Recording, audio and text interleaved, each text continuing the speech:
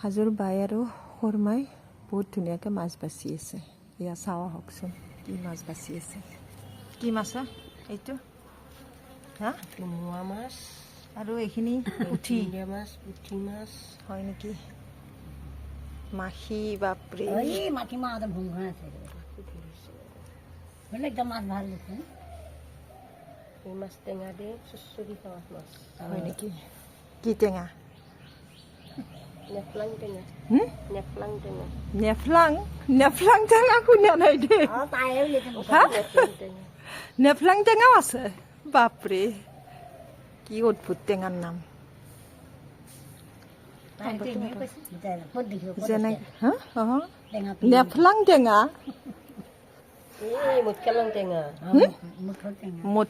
মুঠফেলামো নহয়, বেলেগ নাম। মধুফল মধুনাম ফেলা বুলি কৈ কিছু। নামটো ভালকে গমেই নাপাওঁ। টেঙাৰ গছৰ মালিক হ'ল দে আৰু কিবা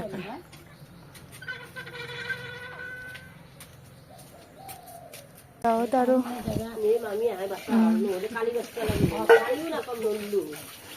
কালি ৰামদেৱ যাব লাগিল। কালি ৰামদিয়াৰ দামোদৰ উৎসৱ। অঁ, আজিৰ পৰা।